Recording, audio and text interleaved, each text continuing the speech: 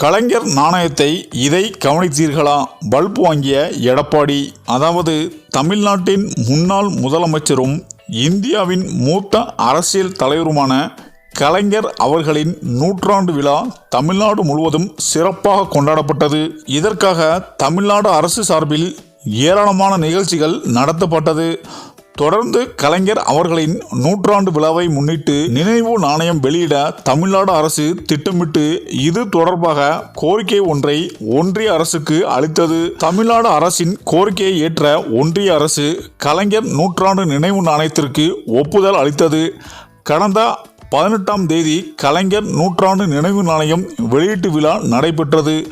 இந்த விழாவில் ஒன்றிய பாதுகாப்புத்துறை அமைச்சர் ராஜ்நாத் சிங், முதலமைச்சர் மு.க. ஸ்டாலின், கழக பொதுச் செயலரும் அமைச்சருமான துரைமுருகன், ஒன்றிய இணையமைச்சர் எல். முருகன், திமுக கூட்டணி கட்சி தலைவர்கள், பாஜக எம்எல்ஏக்கள் உள்ளிட்ட பலரும் கலந்து கொண்டனர். இதைத் தொடர்ந்து கலைஞர் நூற்றாண்டு நினைவு நாணயத்தை ஒன்றிய பாதுகாப்புத்துறை அமைச்சர் ராஜ்நாத் சிங் வெளியிட முதலமைச்சர் மு.க. ஸ்டாலின் பெற்றுக்கொண்டார்.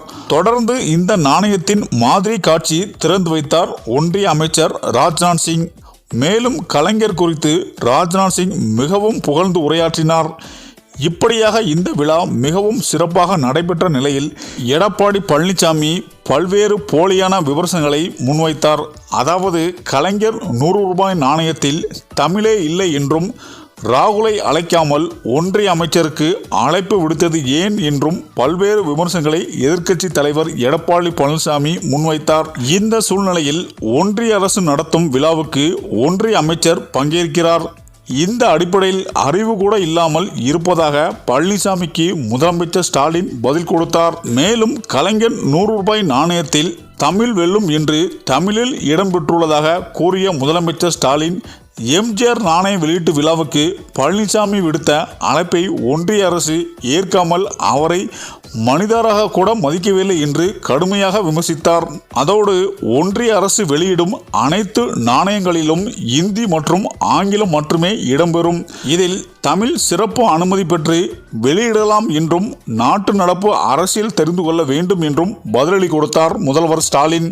மேலும் இந்த நிலையில் இந்த நாணயத்தில் இந்தி எல்லாம் எதற்கு வந்தது, ராஜ்நாத் சிங் எதற்கு அழைத்தார்கள் என எதிர்க்கட்சி தலைவர் எடப்பாடி பழனிசாமி பல கேள்விகளை அறிவு இல்லாமல் கேட்டுக்கொண்டிருக்கிறார். ஆனாலும் கூட அவருக்கு எளிதாக பதிலளிக்கும்படி கலைஞர் நாணயத்தில் வந்து இந்தி எழுத்துக்கள் இடம்பெற்றுள்ளது, ஆனாலும் தமிழும் இடம்பெற்றுள்ளது. ஆனால் அதிமுக வெளியிட்ட எம்ஜிஆர் நாணயத்தில் தமிழ் மொழி இடம்பெறவில்லை. இந்த அறிவு கூட எடப்பாடிக்கு இல்லாமல் கலைஞர் நாணயத்தை பற்றி வீணாக பேசிக் கொண்டிருக்கிறார் என்பதும் குறிப்பிடத்தக்கது என அரசியல் வட்டாரங்கள் கூறி வருகின்றனர். சரி, இந்த வீடியோ பற்றிய உங்க கருத்துக்களை கமெண்ட்ல சொல்லுங்க. மேலும் வீடியோ பிடித்திருந்தால் லைக் பண்ணுங்க, ஷேர் பண்ணுங்க, மறக்காம நம்ம சேனலை சப்ஸ்கிரைப் பண்ணிக்கோங்க. தேங்க்ஸ் ஃபார் வாட்சிங்.